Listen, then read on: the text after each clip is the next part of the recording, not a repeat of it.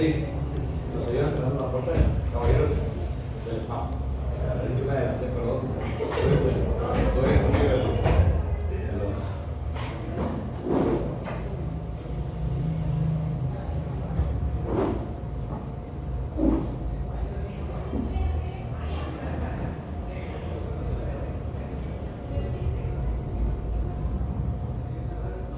Hola, muy buenas tardes.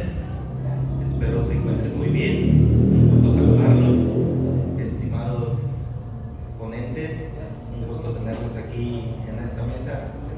Es un gran honor el poder acompañarles en este espacio académico. Agradezco al comité organizador del Tercer Congreso Internacional de Ciencias Jurídicas por esta labor tan loable que hacen, por todo este esfuerzo titánico que vienen haciendo desde hace mucho tiempo.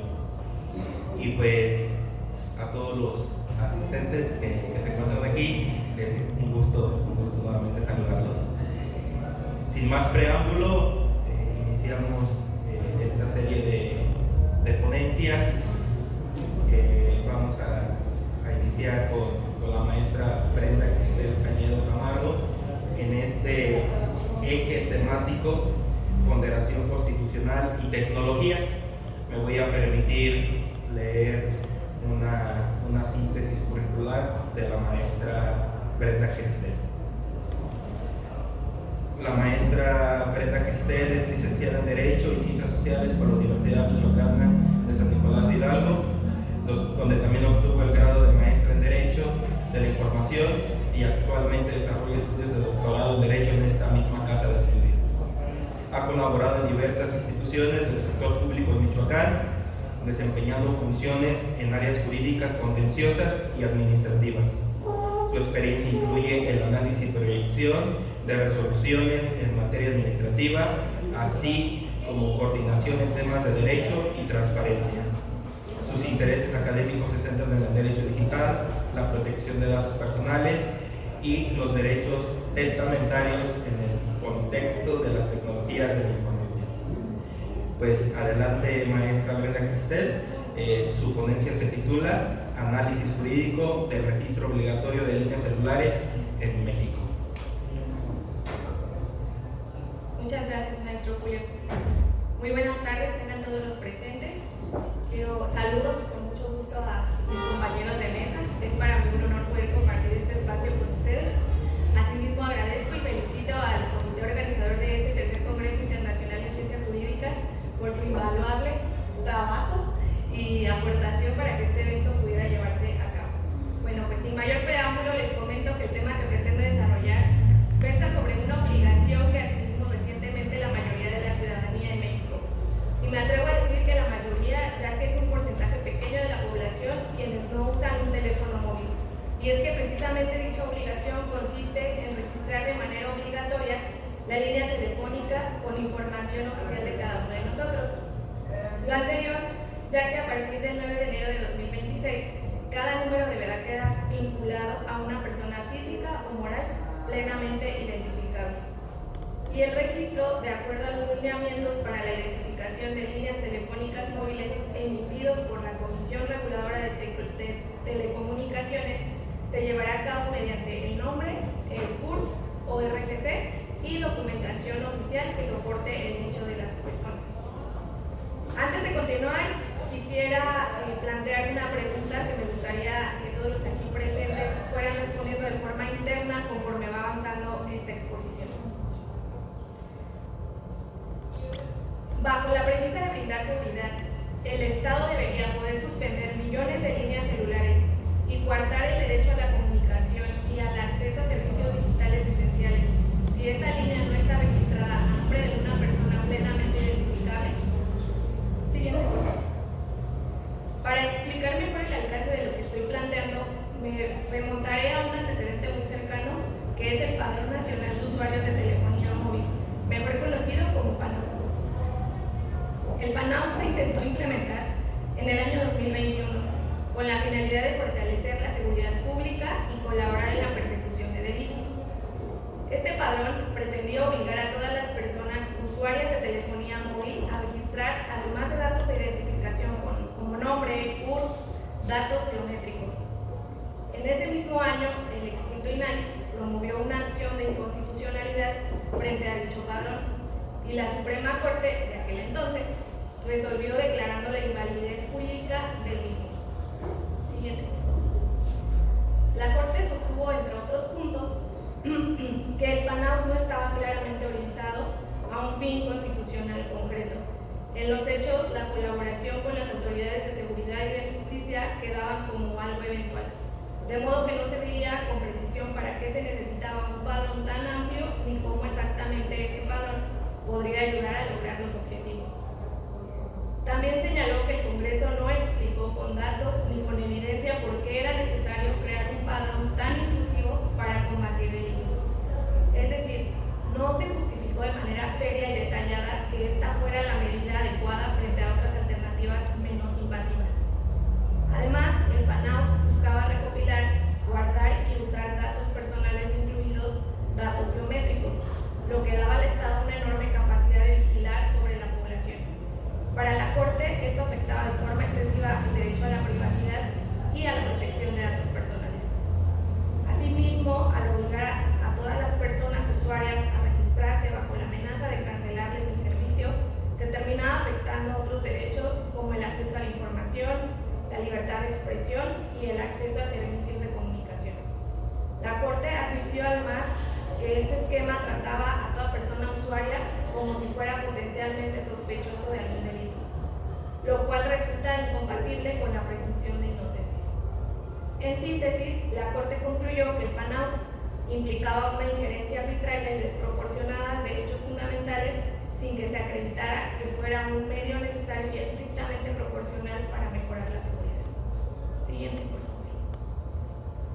Ahora bien, con este antecedente en mente, regreso al punto de partida que son los nuevos lineamientos que entraron en vigor en enero de 2026.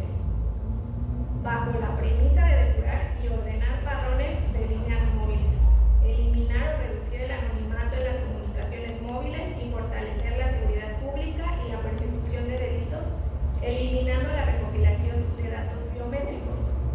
Derivado de ello, se podría deducir que como ya no están recopilando datos biométricos, el problema constitucional estaría resuelto. Y que esta vez solo se trata de depurar padrones y combatir el uso de líneas anónimas, por lo que entonces la medida, en este caso, ya sería razonable. No obstante, mi planteamiento es que, a la luz de la sentencia sobre el PANAU, estas afirmaciones son cuando menos apresuradas, porque el nuevo modelo continúa conservando dos elementos que fueron centrales en el análisis anterior de la Corte. El primero es que la lógica de registro y obligación de toda la población usuaria como condición para acceder al servicio y la amenaza y por otro, la amenaza de suspensión, que es prácticamente la cancelación de las líneas que no se encuentran debidamente identificadas. Es decir, se sigue manteniendo un esquema en el que el acceso ordinario a la comunicación móvil queda condicionado a que la persona acepte estar en un sistema de registro permanente y en el que la herramienta de presión es la suspensión masiva del servicio. La diferencia formal entre los lineamientos y el PANAU de no recabar datos biométricos reduce sin duda el nivel de intrusión, pero a mi criterio no elimina el problema de fondo, que es seguir apostando por un mecanismo de control estructural sobre usuarios de telefonía sin que se demuestre con evidencia clara que esta estrategia reduce efectivamente la delincuencia. Siguiente, por favor. A partir de este contexto, la hipótesis que sostengo es que el régimen de registro obligatorio con suspensión de líneas no identificadas es incompatible con la normativa constitucional porque implica una restricción desproporcionada de los derechos de privacidad, de protección de datos personales y libertad de comunicación, y consolida una lógica de vigilancia sobre los usuarios de telefonía sin demostrar que sea necesaria para fines de seguridad pública. Siguiente, por favor. Para comprobar de forma superflua dicha hipótesis, no pretendo hacer aquí un test de proporcionalidad exhaustivo, pero sí un análisis somero en 3 niveles. En primer lugar, la idoneidad. Se supone que la finalidad declarada es depurar y ordenar padrones de líneas móviles, eliminar o reducir el anonimato en las comunicaciones móviles y fortalecer la seguridad pública y la persecución de delitos. Cuestiones que son en un principio legítimas, pero los nuevos lineamientos enfrentan el mismo problema que el PANAM. No acreditan ni garantizan que un padrón de esta naturaleza sea un medio eficaz para reducir delitos como la extorsión o el secuestro, ya que es muy probable que los grupos delictivos intenten eludir este tipo de obligaciones usando intermediarios, líneas a nombres de terceros u otros canales de comunicación alternos. Por otro lado, la necesidad. En el diseño de políticas públicas en materia de seguridad, el Estado tendría que justificar por qué no bastan mecanismos menos restrictivos como una investigación focalizada, órdenes judiciales sobre líneas específicas, fortalecimiento de capacidades de las autoridades en materia de seguridad, entre otros. Un registro masivo que condiciona el servicio para toda la población es una medida extrema, que solo podría sostenerse si se demostrara que alternativas menos intrusivas son insuficientes, algo que en el PANAM no se probó y que en los nuevos lineamientos no se ha justificado con una motivación suficiente. Finalmente, la proporcionalidad, en sentido estricto. La suspensión automática de líneas no registradas no impactará por igual a todas las personas, afectará con mayor intensidad a quienes enfrentan más barreras para cumplir con los requisitos administrativos. Podríamos pensar en población rural, personas sin documentación actualizada, adultos mayores o población migrante. Además, la exigencia de registrar toda línea móvil bajo amenaza de suspensión supone que el ejercicio ordinario al derecho a comunicarse y a acceder a servicios digitales quede condicionado a la entrega y tratamiento de información íntima y privada. Siguiente, por favor. Derivado de lo anterior, mis conclusiones son que cuando se contrasta la intensidad de esta afectación que puede dejar incomunicados de facto a quienes no logren cumplir con el registro, con la falta de evidencia robusta sobre la eficacia real de la medida para reducir la criminalidad, la balanza se inclina en contra de los lineamientos, toda vez que el sacrificio de la intimidad, la privacidad y la comunicación resulta excesivo frente a beneficios de seguridad que permanecen inciertos. Sin duda alguna, eliminar los datos biométricos del nuevo esquema es un avance, pero no basta para hacerlo compatible con el estándar constitucional fijado por la Corte en el antecedente inmediato del PANAM. Asimismo, en tanto se condicione el acceso ordinario a la comunicación móvil y con ello al ejercicio de múltiples derechos, se está en presencia de un modelo de vigilancia estructural difícil de reconciliar con una democracia constitucional. Sin duda nos encontramos frente a un reto no solo jurídico, sino político, ya que se debería de apostar por construir alternativas de política criminal y de seguridad digital que respeten y convivan con derechos fundamentales básicos. De mi parte es todo. Muchas gracias por su atención.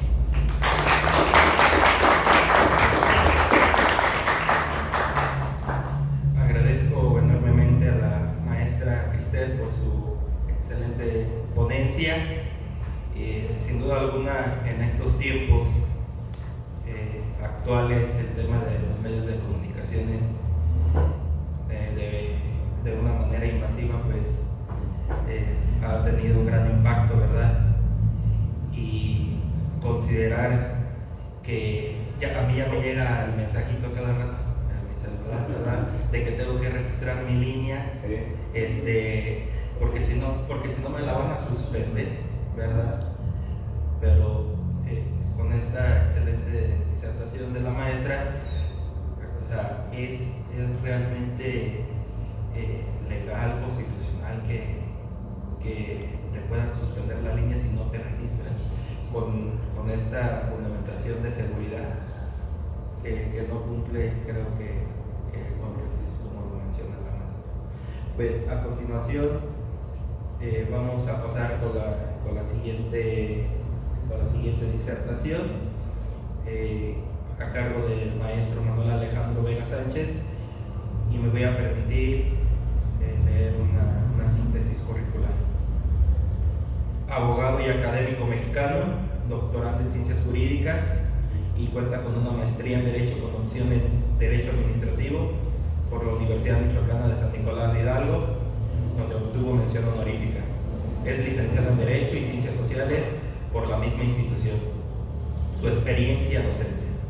Actualmente se desempeña como docente en el posgrado de la Universidad Michoacana de San Nicolás de Hidalgo y director de diversas tesis de maestría. Sus líneas de investigación se centran en el derecho administrativo, contrataciones públicas, derecho constitucional, argumentación jurídica, autonomía y separación de poderes, y derecho fiscal. Ha impartido instrucción especializada, destacando talleres sobre inteligencia artificial aplicada a abogados y a la investigación científica doctoral. Experiencia profesional en el sector público. Cuenta con una trayectoria de más de 2 décadas en la administración pública y gestión de recursos, ocupando cargos como asesor externo de la Secretaría de Salud del Estado de Guerrero del 2016 al 2017, jefe del Departamento de Recursos Materiales y Obras de la Delegación ISSSTE Michoacán 2015-2016, coordinador de proyectos de desarrollo en la Secretaría del Migrante del Gobierno de Michoacán 2012-2015, administrador único de inmuebles federales compartidos, INDAVI 2010-2011, diversos cargos administrativos en la SAGAPA, OPAE 2000-2009, producción académica y divulgación. Es autor y coautor de capítulos de libros enfocados en derechos humanos y protección animal, tales como Mejores prácticas en la protección animal 2005 y los derechos sexuales y reproductivos en México 2024. Ha participado activamente como organizador, ponente y conferencista en congresos nacionales e internacionales, abordando temas de recaudación fiscal, ciencias jurídicas, ponderación de derechos y derecho animal. Distinciones: recibió un reconocimiento legislativo por el diseño y redacción de iniciativas contra el maltrato animal para la 75 legislatura de Michoacán. Pues ese es el extenso currículum del maestro, y su ponencia se titula Las inconsistencias jurisprudenciales entre el test de razonabilidad y el test de proporcionalidad. Adelante, maestro.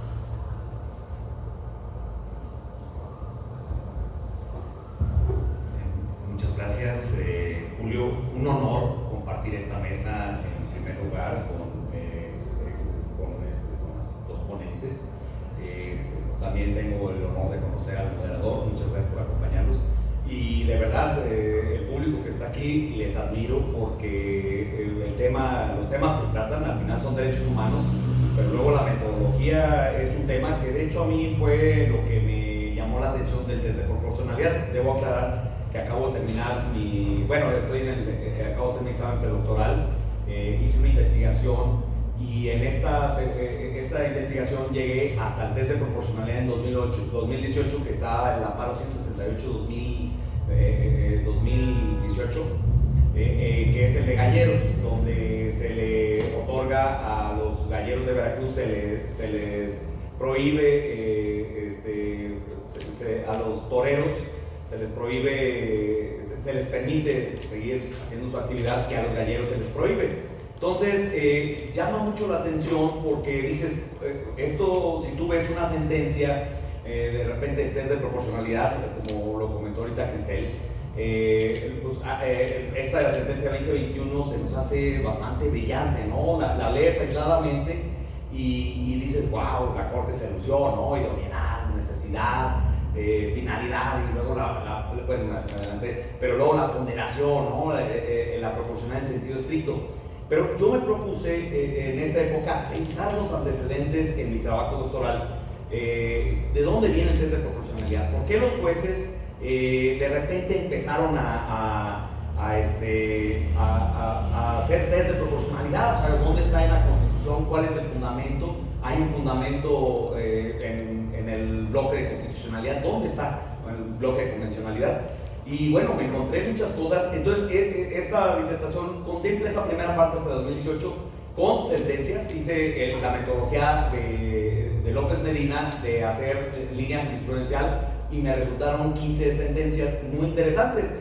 Y luego intento, ya como una aportación nueva para este, porque me llama la atención, ¿Qué pasó después de 2018? ¿Cómo llegamos al registro telefónico? ¿Y qué hay que esperar del nuevo registro telefónico? Porque llama mucho la atención la sentencia que les comento de Galleros. Es muy interesante porque tiene test de proporcionalidad en sentido estricto, así le llaman a Corte. A veces le llaman en sentido estricto, a veces nada más le llaman test de proporcionalidad. Y a veces lo confunde con el test de razonabilidad. O test de igualdad, ¿no? O sea, un montón de test y resulta que hay unas sentencias que son lo mismo, ¿no? Nada más se brinca el paso de necesidad y resulta que estos tienen unos orígenes muy distintos. Pero en la siguiente en la página, perdón, pues intento hacer eso.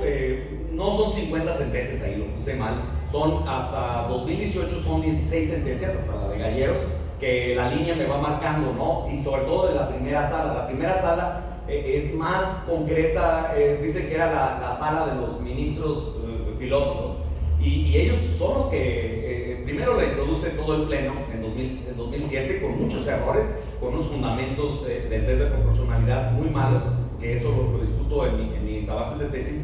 Y luego, luego ya con los derechos humanos, ahí ya tenemos una primera pista, le empieza a llamar test de proporcionalidad.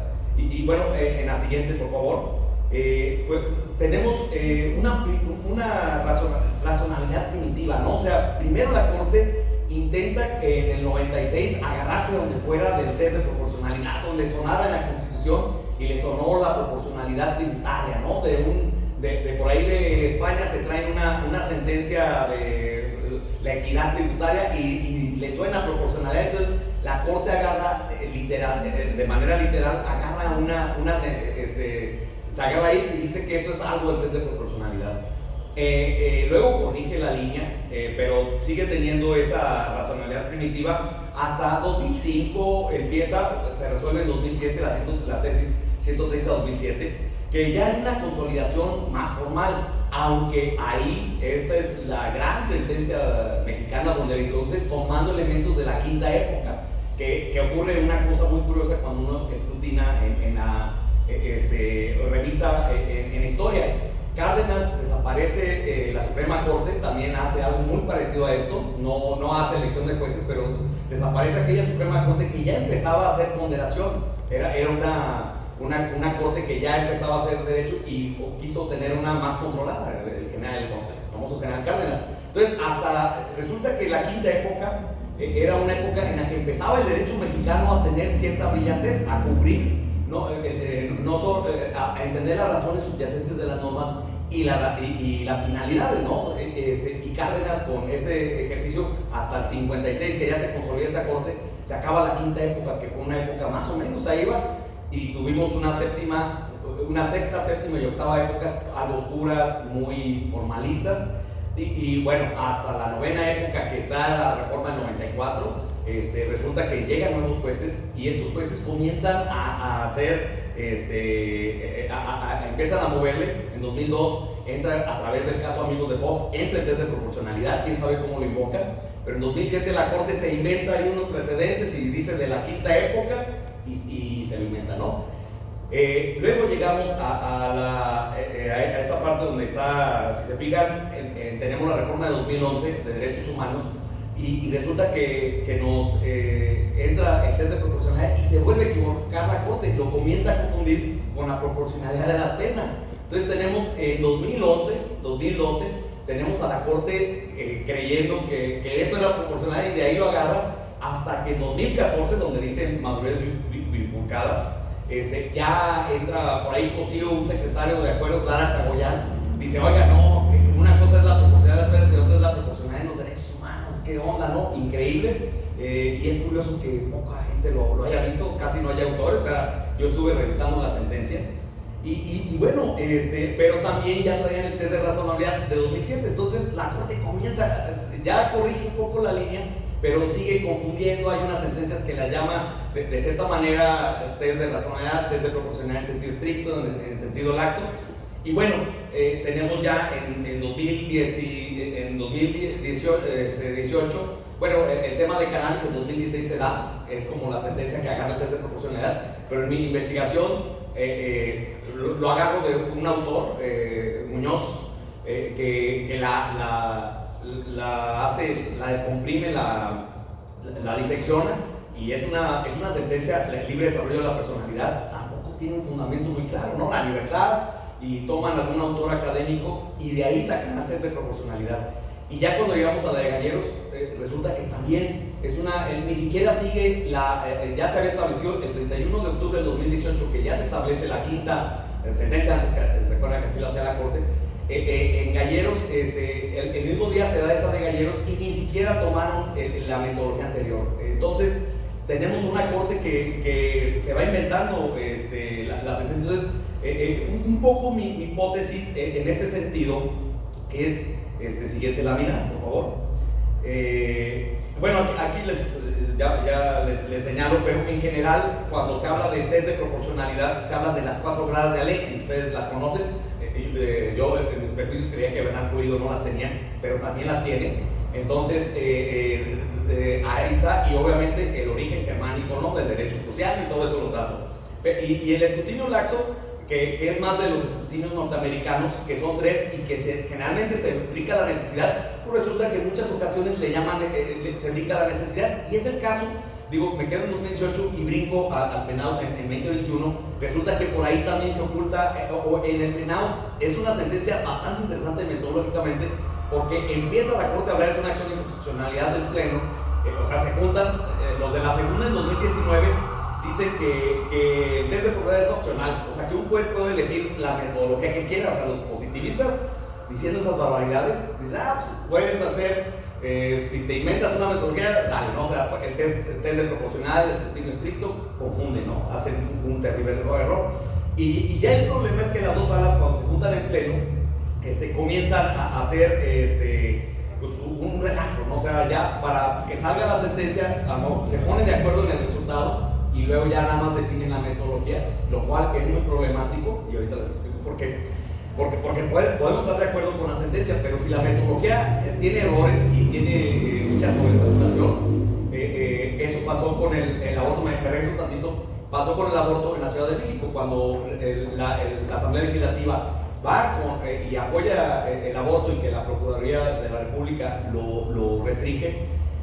Digamos que en esa sentencia fue una sentencia muy larga, y la Corte la hizo tan larga y generó tantos precedentes que retrasó la libertad de aborto, porque en alguna parte, y se hizo un test de proporcionalidad, pero en alguna parte, aunque la sentencia podemos estar de acuerdo que se prohíbe el aborto, en la fundamentación de la sentencia y en la metodología que usó, señaló que los estados tenían cierta libertad para prohibir el aborto. Entonces, ¿qué hicieron los estados conservadores?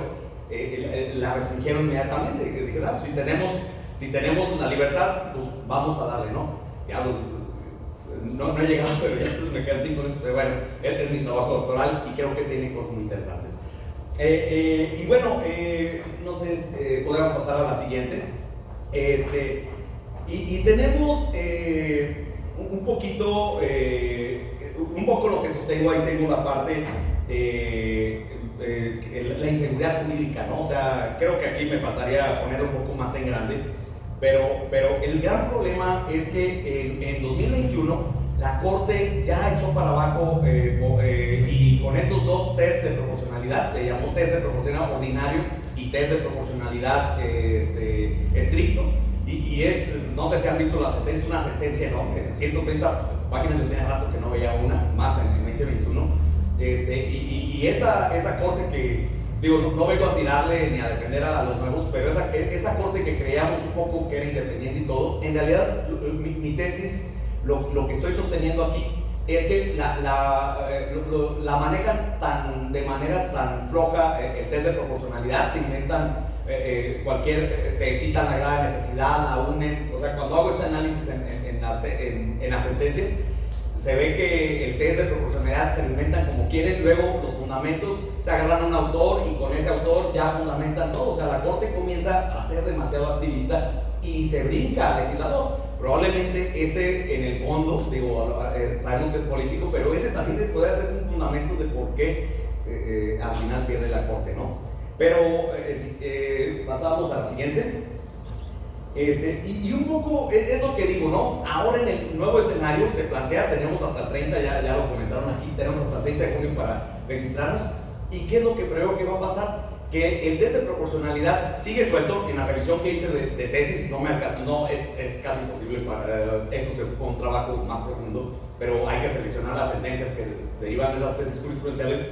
Pero en el trabajo, en el intento que hago con la reconstrucción de tesis jurisprudenciales, que además a partir de la 19ª época ya traen una justificación y todo eso, yo un poco lo que preveo es que en realidad este registro, si está impugnado, se va a declarar legal, porque hay fundamentos. El test de proporcionalidad tiene tanto desorden atrás, aún con la corte anterior que tanto la defendimos algunos, o bueno, la seguimos defendiendo, creo que era más independiente y más técnica, pero aún así aquella corte tenía un desorden en su fundamentación del test de proporcionalidad. Al día de hoy hay quien la defiende, a diferencia de Alemania. Allá sí tienen el principio de proporcionalidad explícito en el artículo 13 de su constitución, y en algunos otros lados la tienen también, en Colombia, en Brasil inclusive. Aquí no lo seguimos teniendo. Entonces de repente todavía hasta la década pasada te encontrabas al test de proporcionalidad y siempre la corte en una nueva sentencia intentando fundamentar.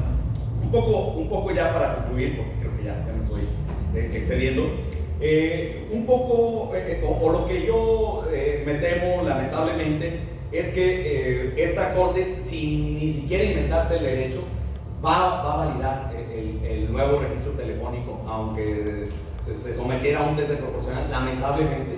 Y lamentablemente en la jurisprudencia tienen forma de torcer eso, y lo han hecho.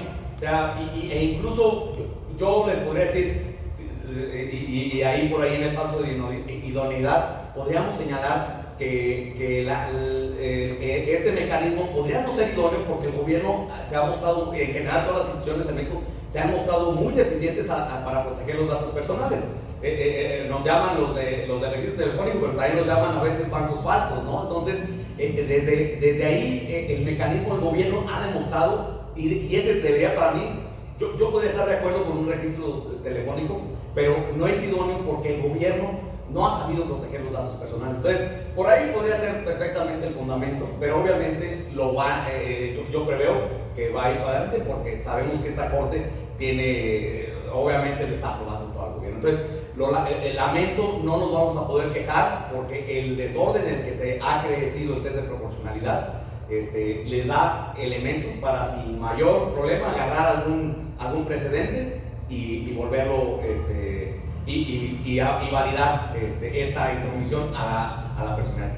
Y bueno, pues agradecerle a este público nuevamente que se interesen en un tema, porque en realidad el test no ha sido parte de la cultura jurídica mexicana, y el problema, como lo señalaba, cuando teníamos a un solo partido político, el derecho era así mecánico. Lamentablemente ahora tenemos elementos estamos volviendo a eso, y el no cuidar estos elementos de fundamentos positivistas, e inclusive más allá del positivismo, nos puede ya limitar nuestros derechos. Muchas gracias.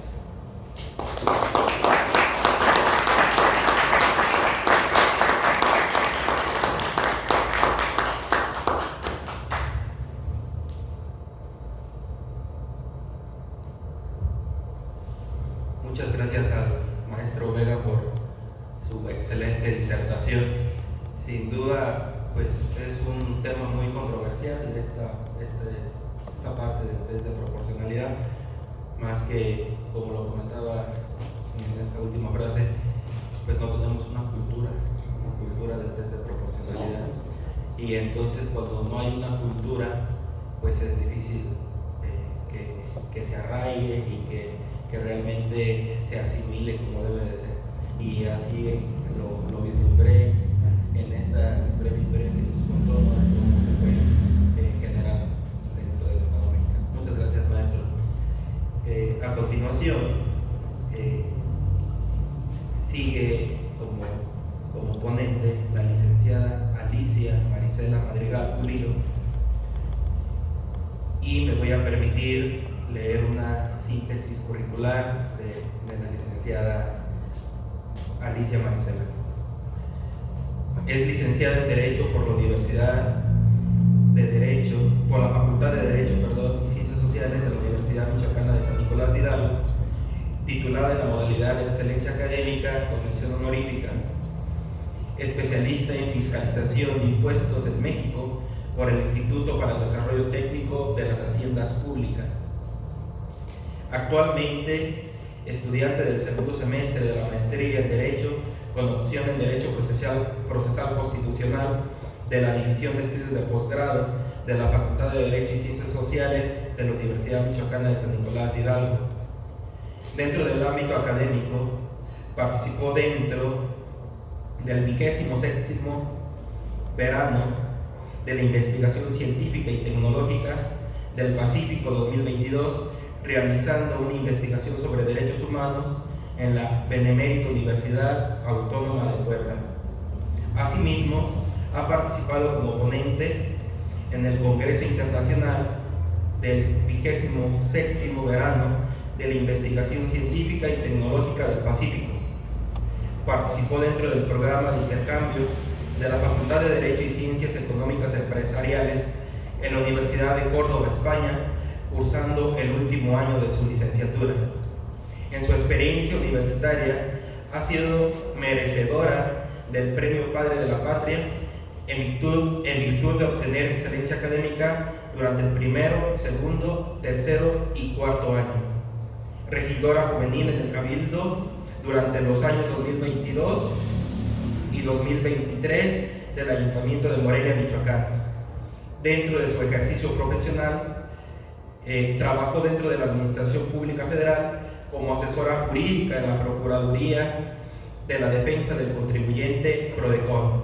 Actualmente se encuentra ejerciendo como abogada postulante en el Corporativo Jurídico Madrigal y González, en donde principalmente se atienden las materias civil, laboral, familiar y constitucional. Su ponencia se titula La aplicación de la ponderación jurídica, el test de proporcionalidad y el principio pro persona. Adelante, estimada licenciada. Claro que sí, ¿Es la que se llama ponderación jurídica? Debido al formato no. Si lo puede abrir como en PDF. Así, ¿verdad? ¿Me puedo acercar a apoyarles? No, así, si quieren agarrar. ¿Me puedo acercar a apoyarles? Sí. Para que fluya su... Sí, se puede abrir en alguna de El navegador en Edge. Ajá. Sí, perfectamente. Ok, ahorita. ¿Por qué no? Ahí está, miren. Ahí está. Nada más que está el escritorio extendido. Déjenme, lo voy a clonar el escritorio para que aquí lo tengan en control.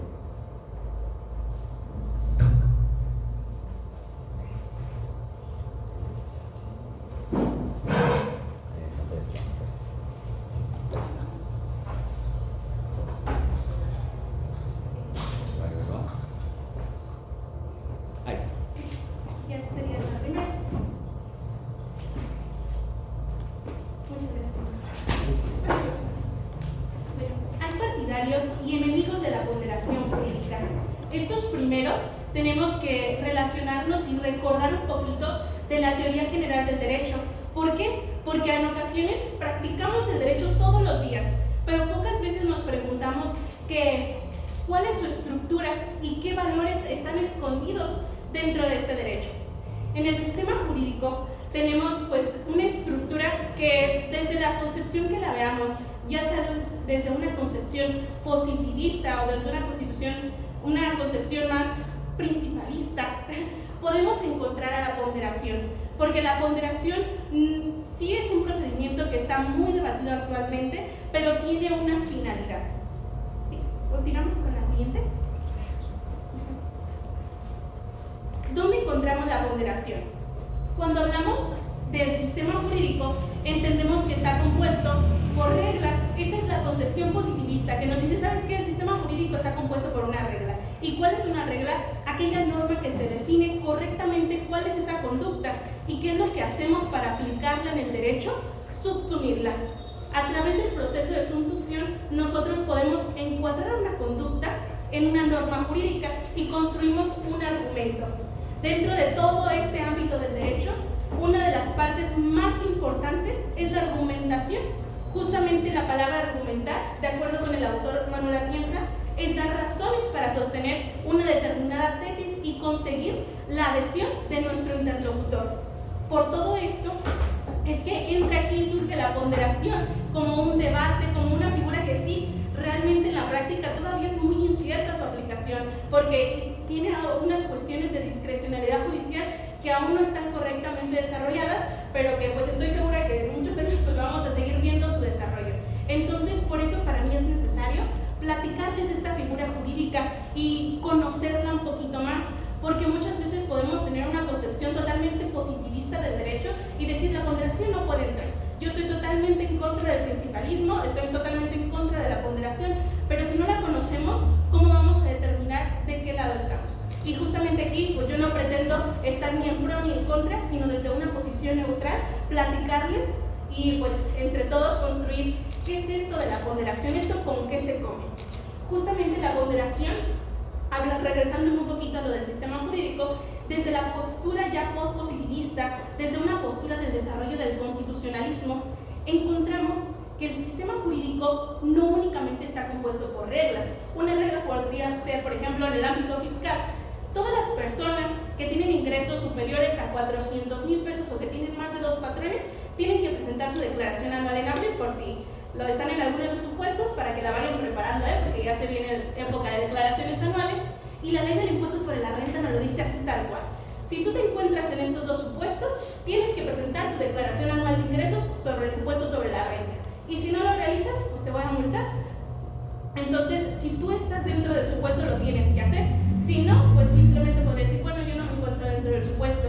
Y la regla es esto, se aplica al caso concreto y como tal, a través del proceso de subsunción, encontramos la respuesta. Pero, ¿qué nos dice el constitucionalismo? Que nuestro sistema jurídico no se encuentra compuesto únicamente por reglas, sino que también por principios.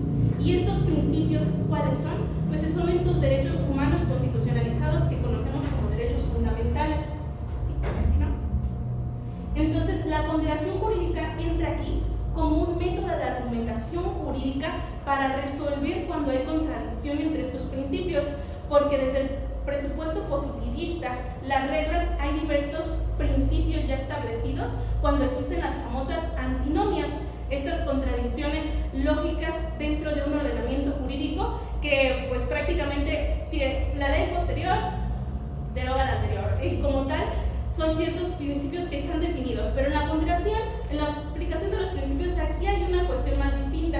Por eso requerimos de este método de argumentación jurídica para resolver estas colisiones entre principios. Bueno, aquí puse una pequeña definición de lo que es la palabra ponderación, que deriva de la locución latina pondus, que significa peso. Justamente aquí hay autores contemporáneos como Robert Alexi, Ronald Dworkin, que nos dicen, las reglas pues ya sabemos qué es lo que son, pero los principios contienen algo muy peculiar, que es el peso. Y justamente cuando hablamos de que ciertas normas tienen un peso, pues hasta suena algo un poquito ilógico, ¿no? Porque normalmente pues solo lo conocemos como un texto, ¿no? Desde un punto de vista lingüístico. Pero no, aquí nos dicen que estos principios tienen un peso.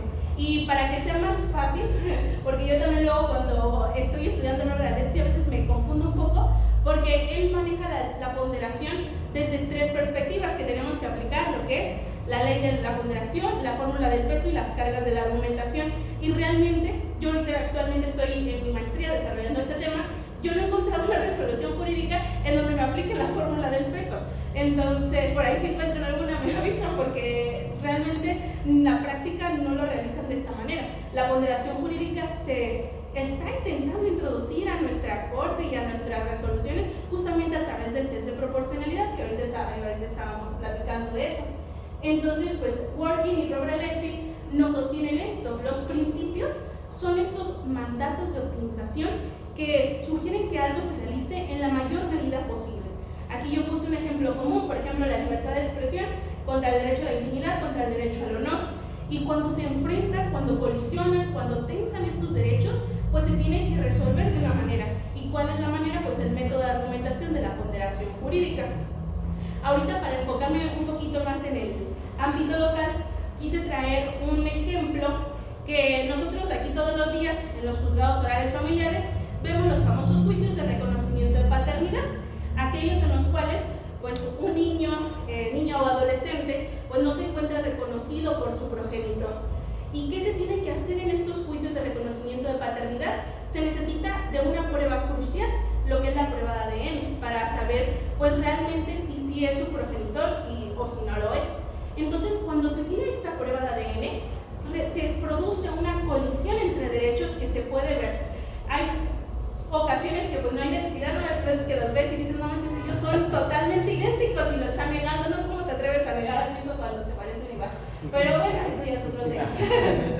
Aquí la cuestión es que el derecho del niño o adolescente de identidad no solamente se queda en el derecho a la identidad, no solamente se queda en el derecho a conocer a su papá, a saber quién es, sino que derivado del artículo 1 de nuestra Constitución existen ciertos principios en los derechos humanos. Uno de estos es la interdependencia. Estos derechos humanos están conectados. Entonces, si no se practica la prueba, no solamente se vulnera su derecho a la identidad, se vulnera su derecho a la alimentación, a una vivienda digna, a la salud, al acceso a la educación, a un desarrollo, quizás hasta el nombre. Entonces conlleva una variedad y una multitud de vulneraciones en la persona frente a el derecho, por ejemplo, de la intimidad de los progenitor, que pues por cuestiones, pues es que la prueba de ADN puede parecer que puede revelar alguna cierta información genética que es personal. El derecho a la intimidad como tal tiene un contenido esencial. El contenido esencial es la inviolabilidad del ser humano. O sea, yo soy la que decido a qué pruebas y a qué no me someto. No puede haber intervenciones en mi cuerpo que yo no permita. Ese es mi derecho a la intimidad. Entonces, aquí, en un ejercicio, y poniéndonos como ya en una posición imaginativa de que la doctrina de Robert Alexis se aplicara así totalmente, sí hay algunas tesis, pero por ahí no definen y no te plasman esta ley de la ponderación. La ley de la ponderación, ¿en qué consiste? Robert Alexis nos lo divide. Hay vulneraciones leves, hay vulneraciones medias, hay vulneraciones intensas. Cuando tú entras a la esfera de un derecho, si tú lo vas a restringir, tienes que justificar por qué vas a restringir este derecho. ¿Qué pasa en este caso? Hay que justificar por qué vamos a entrar al derecho a la intimidad del progenitor. ¿Y cómo lo vamos a justificar? Pues nos podemos auxiliar justamente de metodologías como el test de la proporcionalidad, que es lo que actualmente está haciendo la Corte, que no hay unos parámetros totalmente objetivos, pero que se está haciendo un intento de justificarlo de esta manera. Y en este ejercicio podemos nosotros encontrarlo doctrinalmente en que la vulneración del derecho del menor, de su identidad, sería intensa, por justamente lo que les comentaba, en diversas, no solamente en nuestra Constitución, en la Ley General de los Derechos de los Niños, Niñas y Adolescentes, con la Convención de los Derechos del Niño Interamericana, se encuentran plasmados una multitud de derechos que por el simple hecho de esta caracterización especial de los menores, se entiende que si no se practica esta prueba, se estaría vulnerando su esfera y su vida. ¿Por qué? Porque al no dar una pensión como tal, ¿qué tal si la progenitora, la madre, no tiene el recurso económico para hacerlo? Frente a la vulneración más leve, digamos que media, la podemos clasificar aquí, del derecho a la intimidad, porque sí, bueno, te vamos a tomar una prueba de ADN y todo, pero pues los resultados pues, que se van a enfocar únicamente van a ser el saber si tienes la coincidencia en tu huella digital, se me olvidó la palabra, porque tiene un nombre medio extraño, el ácido, no sé qué. Sí. Entonces, si coincide y si eres el progenitor como tal del menor, pues tienes que hacerte responsable y quizás invada un poquito el derecho al patrimonio, porque pues, vas a tener que dar una pensión alimenticia, pero es tu responsabilidad, ¿no? Sí, continuamos. Bueno, y estas son algunas tesis que encontré dentro de este caso, en el que aquí en esta tesis, por ejemplo, nos decía, aquí la primera nos decía prácticamente que sí, hay vulneraciones al derecho a la intimidad, pero en la segunda me interesó la parte en que nos decía justamente que en estos juicios orales familiares, ¿qué tal si se te olvida poner el cuestionario para el perito? Entonces nos decía justamente como que este tecnicismo procesal tenía que enfocarse en cuidar el interés superior del menor. Entonces no está totalmente desarrollado, o sea, como una estructura de la ponderación que se desarrolla doctrinalmente en la práctica, pero sí se tiene un argumento en pro, o sea, se están dando razones para favorecer la protección de los derechos de los niños, niñas y adolescentes. Y bueno, el test de proporcionalidad que yo creo que ya lo tenemos más que abordado aquí en esta mesa. Entonces voy a ser muy breve también porque ya queda un poco de tiempo. Justamente yo lo que pretendía hacer con este ejemplo es hacernos las siguientes preguntas. El test de proporcionalidad pues tiene estas diferentes etapas. Entonces, justo en este ejercicio, en la primera etapa, ¿cuál es la finalidad de la medida en cuestión? Yéndonos a nuestro escenario y a nuestro caso, la finalidad es la protección del niño, niña o adolescente. ¿Dicha finalidad tiene su validez en la Constitución?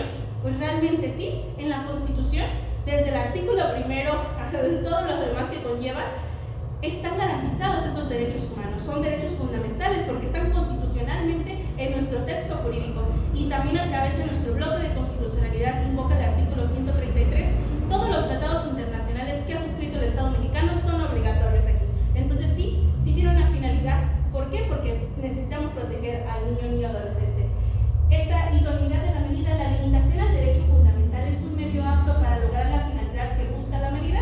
La medida como tal, pues sabemos que sería practicar la prueba de ADN. Y aquí también veríamos que la limitación al derecho a la intimidad, pues realmente quizás no sería tanta la vulneración, o sea, como la vulneración en caso de no practicarse. Porque si no se practica no podemos conocer la verdad de los hechos y no podemos conocer, pues si realmente es un progenitor. La necesidad de la medida, ¿existe otra medida menos lesiva para el derecho o más eficaz para que logre la misma finalidad?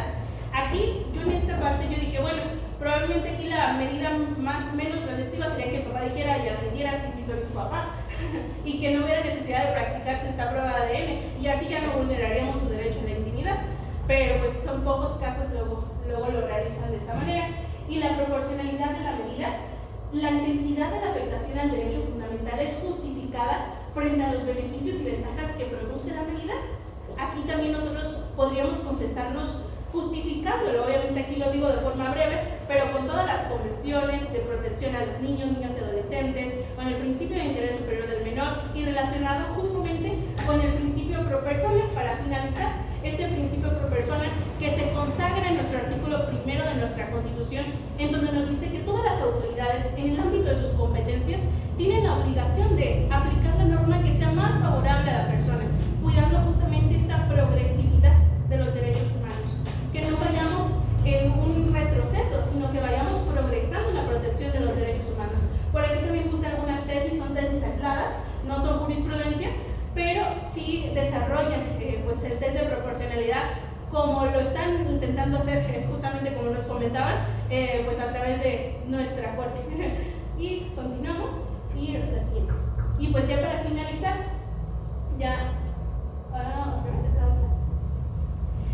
yo quisiera finalizar con esta frase.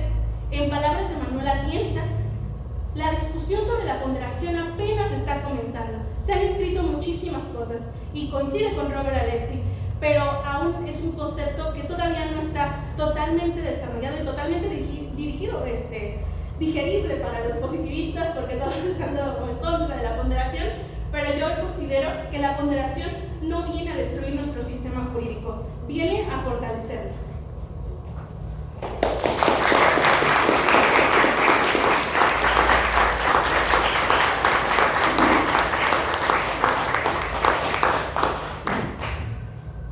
Agradecerle enormemente, licenciada Alicia, por esta magna intervención. Hay un debate, ¿verdad?, de antaño entre positivistas y naturalistas, ¿verdad? Y creo que es ahí donde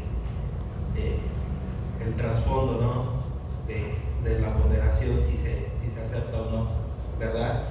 Pero que sin duda alguna, como lo refirió al final, está en este proceso. Hace falta todavía un trabajo arduo y por eso sus excelentes investigaciones, ¿verdad?, respecto a este tema, para que se pueda asentar de una manera clara y precisa pues, en nuestro sistema jurídico y para fortalecerlo. Yo también concuerdo con esa idea que la ponderación viene a sumar enormemente a nuestro sistema jurídico. Pues bueno, Una vez terminadas estas ponencias, muchas gracias a maestros por sus intervenciones, pasamos a un lapso, a un espacio de preguntas y respuestas. Quien tenga alguna pregunta, pues es el momento que levante la mano y pues puede dirigir su pregunta hacia alguno de los ponentes, o que sea de manera general y ya entre ellos deciden quién la responde. Adelante, por favor. Bueno, en general, sobre el primer tema, si alguno de los tres quiere responder, ¿qué medida o qué recurso tendríamos que presentar para la cuestión de los chips y la cuestión del registro? Por ejemplo, a mí me obligaron, la línea me estaba obligando a subir la información y me cortó la línea en algún punto, entonces tuve que subirlo. ¿Tendría que ser un amparo? ¿Qué tipo de amparo? ¿Qué recurso tendría que promover?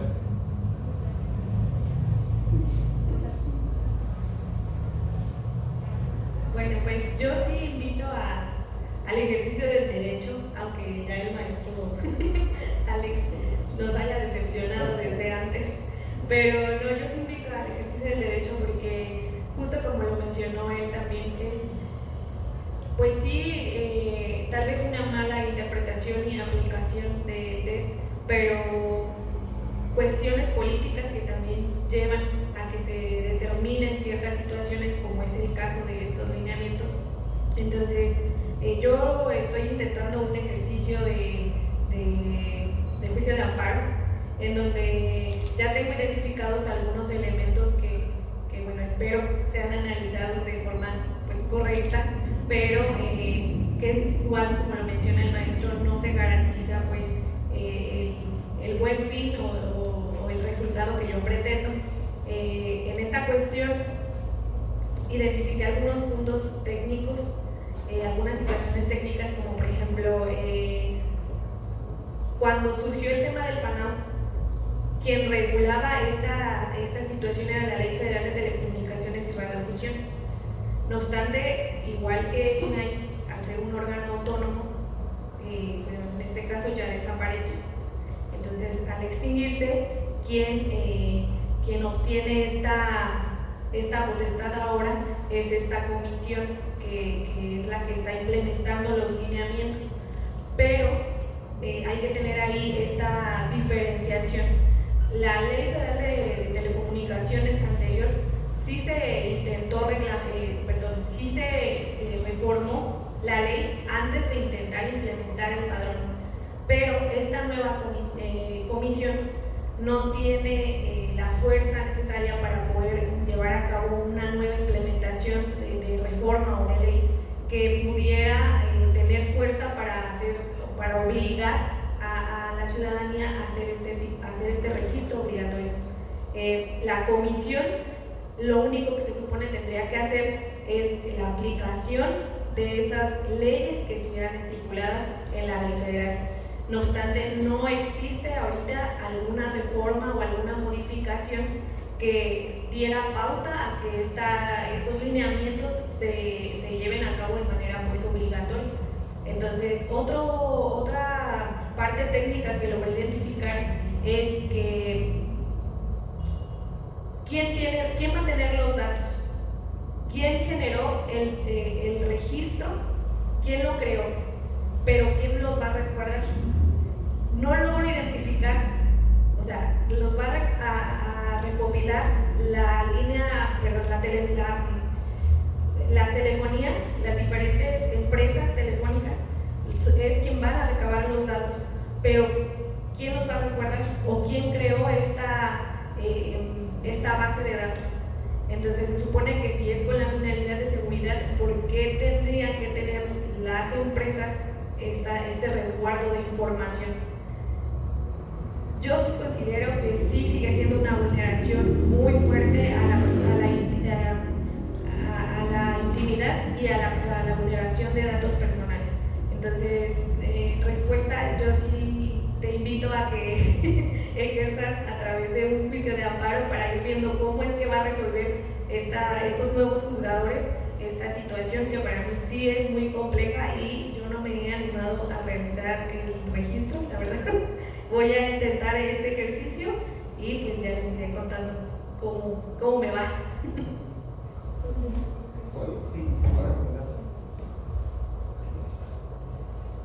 Mira, evidentemente es el amparo y antes teníamos, en este caso era una, podría ser por controversia o acción, pero casi que no va a pasar, ¿no? Y tienes tiempos, ¿no? Auto o heteroaplicativa. En tu caso todavía tienes la opción, era creo cuenta nueva, celular nuevo, por eso te obligan. O sea, los que ya estábamos antes de la entrada de vigor de la ley, nos toca. Pero bueno, eso creo que lo pueden definir un poco. Yo un poco me voy, porque cuando dijeron positivismo se me encendió como un botoncito así, que qué maravilla, me encanta. De hecho, yo soy muy seguidor de la corriente postpositivista, que implica que creamos en el derecho, pero, un poco nos dice, se ha llamado ellos moralistas, o un poco ellos, lo que sea, que desea.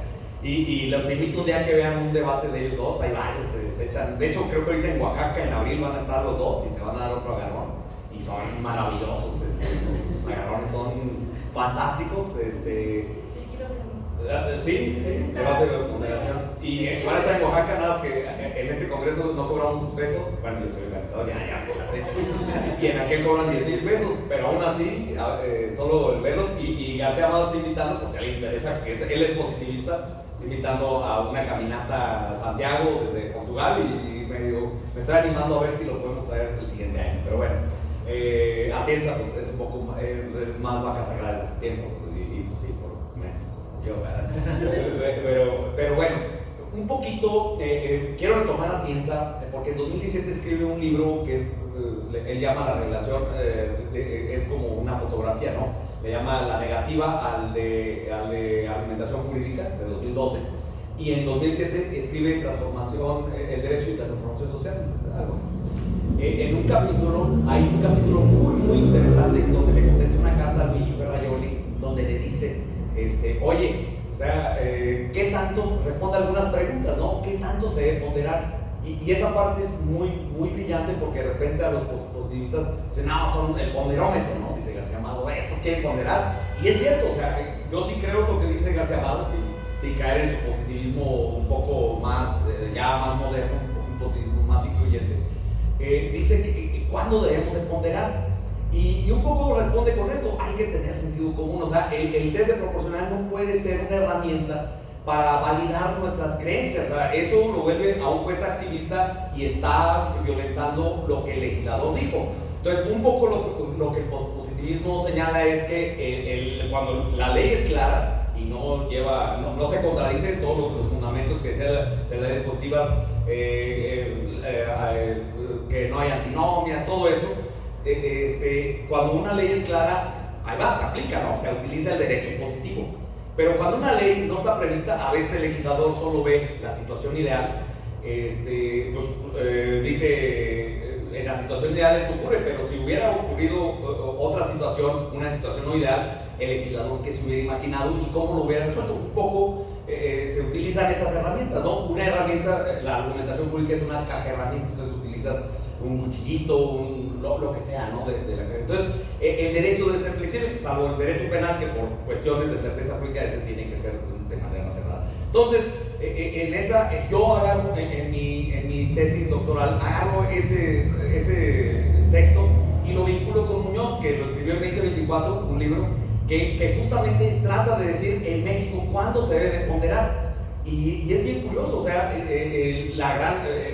señalaste esas tesis jurisprudenciales aisladas, en realidad es la base más fuerte del test de proporcionalidad en México, o sea, es la de marihuana, la de cannabis, y son tesis aisladas, y en realidad no tiene un fundamento muy claro, o sea, entonces, un poco, si nos metemos a diseccionar o si nos metemos a deconstruir, nada más luego no me quiero meter con Derrida, pero si deconstruimos las sentencias, las seguimos viendo mal. Sentido común jurídico, en el caso de los galleros, es le prohíbes, ahí fue un poquito distinto con el test de razonabilidad, que luego les digo se confunde con el test de proporcionalidad.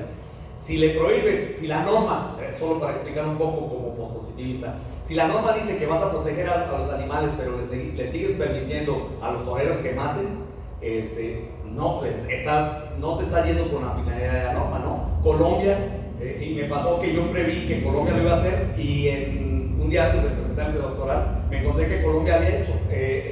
Petro, en octubre del 2025, sacó, bueno, en el 24 la Corte colombiana saca esto, y allá era al contrario, allá tenían prohibido a los toreros y permitió a los galleros. Dice, en la igualdad tienen que ir los dos. Ya no me entiendo porque creo que podría hablar de mil cosas de esa tesis, pero es, tenemos que, el derecho al final es sentido común, no tiene que ser una sentencia muy catada, porque si las lees hay sentencias inentendibles, y el derecho tiene que ser eso. O sea, si una sentencia te dice que estás siendo inequitativo, tienes que hallar la forma de ir al sentido común y no hacer esas sentencias que de repente le dan una vuelta a las cosas para justificar una agenda. Gracias.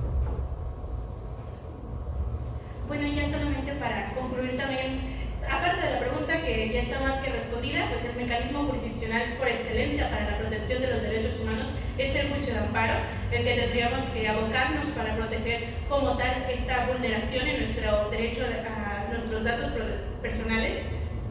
Aquí ya nada más para sumar en la cuestión de la ponderación, porque sí, es un debate que está muy duro entre positivistas y pospositivistas y constitucionalistas y principalistas, como los queramos denominar, pero hay algo que no tenemos que tener en cuenta. Tanto en la ponderación como en la subsunción hay un ejercicio de discrecionalidad judicial, que esto no siempre nos lo dicen, porque también cuando aplicamos una regla, también tenemos discrecionalidad judicial, también valoramos pruebas. No solamente podemos usar la ponderación como una justificación, sino que también a través de las reglas podemos hacer un mal uso del derecho. En todas las resoluciones se puede hacer un mal uso si el juzgador, si la persona que lo aplica está decidido o está convencido por cuestiones ideológicas en aplicarlo de una forma incorrecta el derecho. Entonces, algo que tenemos que tener en cuenta, García Amado nos dice, nadie pondera para perder. Pero yo creo que también la ponderación puede tener un mal uso, porque justamente es un procedimiento que no está totalmente aterrizado ya en nuestra práctica jurídica, en la doctrina sí, pero en nuestra práctica jurídica no tanto. Pero una palabra que nos dice Manuel Atienza es: la ponderación no es un procedimiento arbitrario, pero sí supone una dosis de discrecionalidad, de libertad, mayores que la subsunción, y eso justifica que la ponderación de los tribunales tenga que ser un poco más limitada que la del legislador. Pero aquí vemos que la ponderación tampoco no es nada nuevo, porque el legislador también la hace al momento de crear normas. Entonces, pues justamente hablando de este tema, tenemos que comprenderlo como un fenómeno que está ya materializándose en nuestras sentencias, en nuestra práctica jurídica, y por eso tenemos todavía que estudiarlo un poquito más y ver la manera de su aplicación correcta.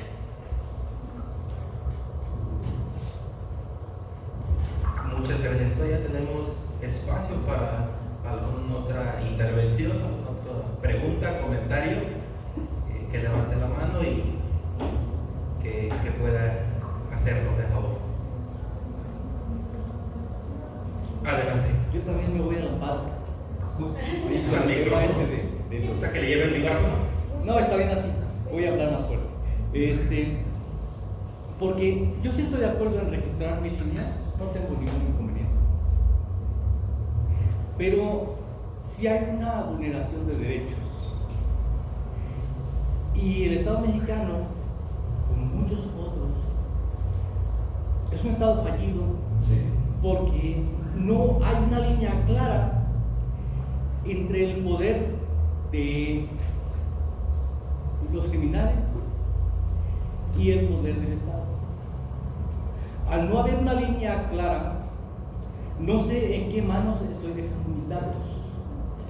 Y podría pasar lo que pasa en el rancho cuando hay una fiesta, que desarman a todas las personas para que sea una fiesta tranquila. ¿Y quienes entregan sus armas? Los pacíficos. O sea, nosotros, los buena onda, somos los que vamos a registrar nuestros números, nuestras líneas. Pero Los conflictivos llevan 3 armas y esconden una antes de llegar a la fiesta. Entregan 2 armas, la pistola y el rifle, y después se regresan caminando, ya cuando todo el mundo se distrajo, para llevarse el arma escondida entre las ropas.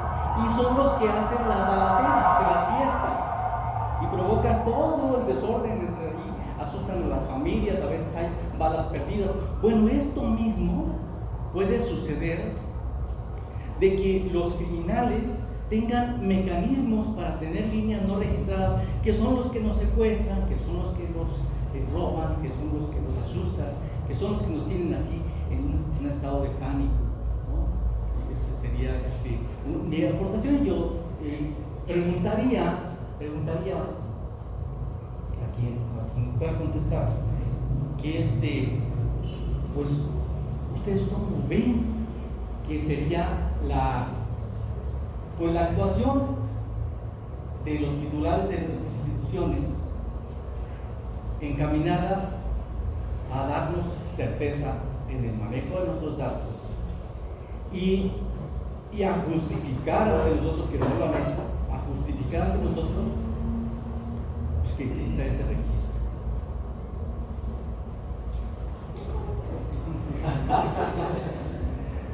Bueno, mira, yo todavía tengo la esperanza de que el Estado no esté tomado, o sea, o en teoría no, todavía hay un gobierno formal, pero coincido con o yo le daría más por el argumento de que hemos visto cómo las bases de datos se filtran, ¿no? Por todos lados, vaya, datos del INE, ¿no? A mí me han ofrecido por internet, y sin buscarlas, te ofrecen esto, te hablan de bancos, fraudes, etcétera. Entonces, creo que ahí, sin que haya complicidad, sin demostrar siquiera la complicidad del Estado, hay omisión perniciosa. Entonces, desde ahí, para mí la norma, sentido común, no debería de pasar, ¿no?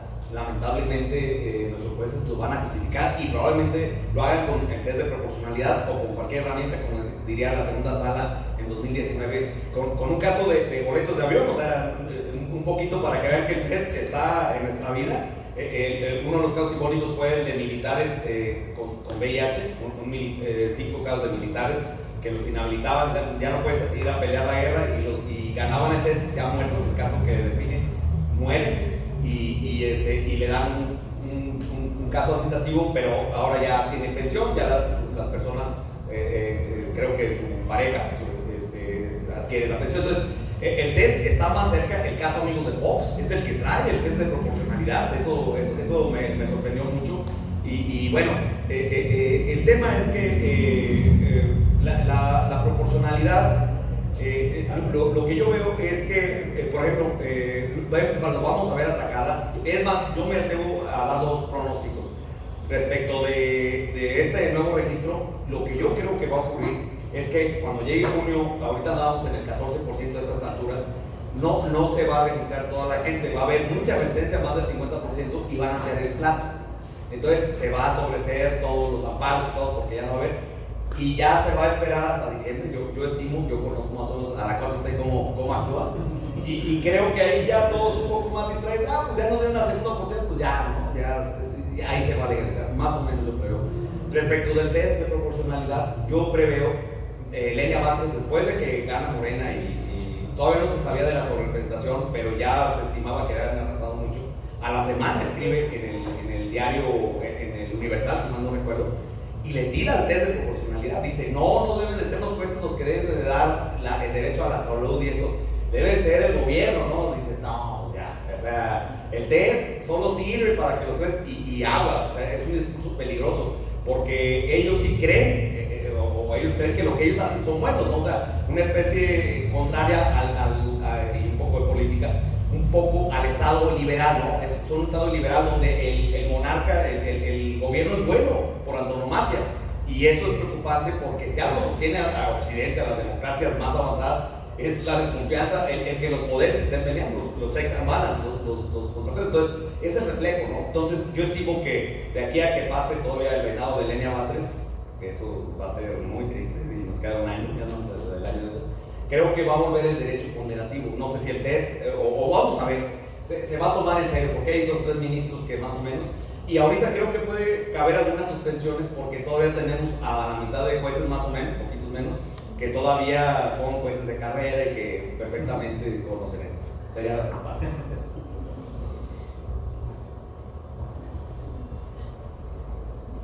Adelante, todavía tenemos espacio para una última pregunta.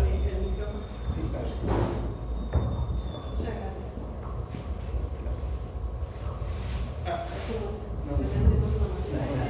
Ahora que se quede aquí.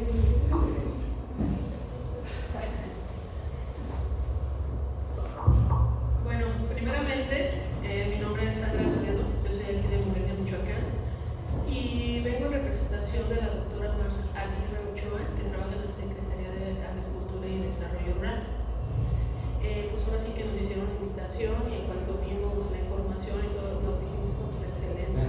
Ella es una persona, es un gran ser humano. De hecho, ella apoya mucho lo que es pues, las iniciativas de todos los jóvenes.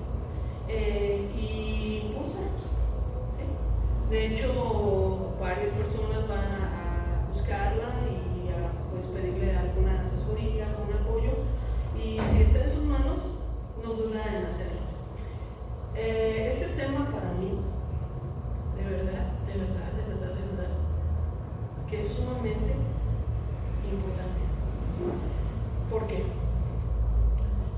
El hecho de estar, voy a hacer una pausa, el hecho de estar con ustedes, también tengo que mencionarlo, se me hacen unas personas muy profesionales. Y para mí es un gusto, es un placer poder estar escuchándolos a ustedes. Yo desde días atrás he estado observando, viendo, porque tengo que entregarle la información a mi jefa y quiero hacerlo de la mejor manera posible, porque esa es mi función.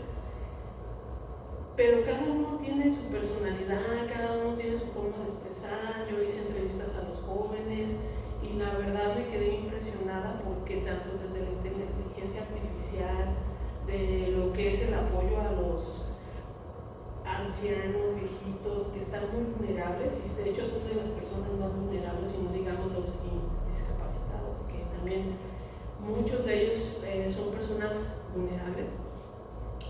Este tema que estamos pues, observando, viendo, y tú que llevas la maestría, que sigues y sigues, y qué bueno, porque también eso, nosotros como personas que nos gusta el derecho, debemos seguir para adelante.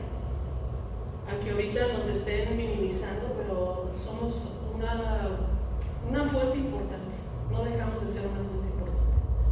Y yo considero que sí debemos de poner un alto, sí debemos de unirnos como ciudadanos, ciudadanas, en general, y que haya equidad de género y que nos unamos, porque como dicen, la unión hace la fuerza. Y lo que ha cambiado desde hace muchos años, pues es el apoyo de la comunidad, de las comunidades, de las personas, pero siempre y cuando tengamos un sentido común de lo que vayamos a realizar o lo que vayamos a hacer, porque eso va a depender de que nosotros podamos lograr algo. Si ellos están programando desde hace tiempo, vinculando, poniéndose de acuerdo o agarrando ideas para en un momento dado tenernos en sus manos, porque yo lo veo así. De alguna forma es así, porque como lo dice, ¿cuál es su nombre, perdón? Antonio Valencia. Como dice Antonio Valencia, y está en toda la razón, no sabemos en qué manos van a caer todas nuestras informaciones. Y desafortunadamente son enjambres de personas que existen y que lo sabemos de antemano, porque lo estamos viendo en las noticias, lo estamos viendo físicamente, personalmente, o sea, nos vivenciamos, bendito Dios, hasta ahorita yo no he vivenciado situaciones que son muy considerables, que son muy tristes.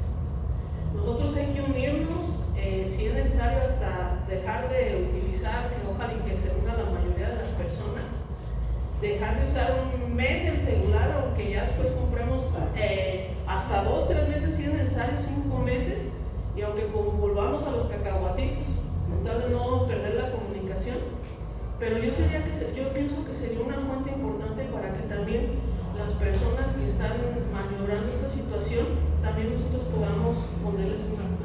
Yo considero podemos nosotros realizar, qué podemos nosotros hacer. Yo podría decir como un ejemplo, pero hay jóvenes que son demasiado inteligentes. Todos somos, todos somos, pero hay otros que nos superan. Se les vienen ideas importantes y hay que plasmarlas. Hay que allegarse a las personas que en un momento dado pudieran tener, que son el vínculo, que pudieran en un momento también ir preparando algún proyecto o alguna situación jurídica, normatividad. ¿Cómo, perdón? Un minutito para terminar su intervención. Bueno, para mí es un placer estar con todo y cada uno de ustedes, y pues me retiro. Esa es ahora sí que con mi aportación.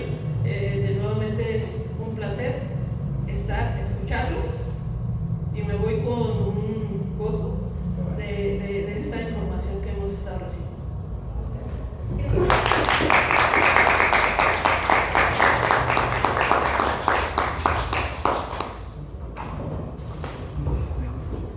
Pues con esto damos por terminada esta mesa, esta serie de ponencias, no sin antes agradecerles, estimados maestros. La verdad es una riqueza escucharlos. Me llevo esta reflexión sobre la ponderación, ¿verdad? Creo que nosotros como abogados, como juristas, necesitamos adentrarnos más a esta temática para que el día de mañana pues se puedan sentar y cimentar bien las bases de la ponderación en nuestro país. Agradecer al Congreso, al comité por la organización nuevamente, y pues obviamente a cada uno de ustedes que se encuentran aquí y que hacen posible que se lleve también a cabo esto. Muchas gracias.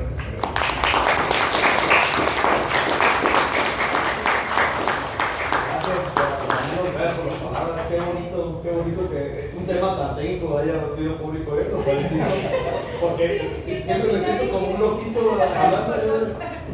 Entonces, qué padre que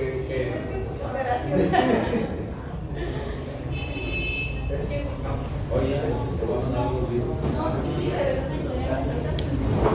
Ok.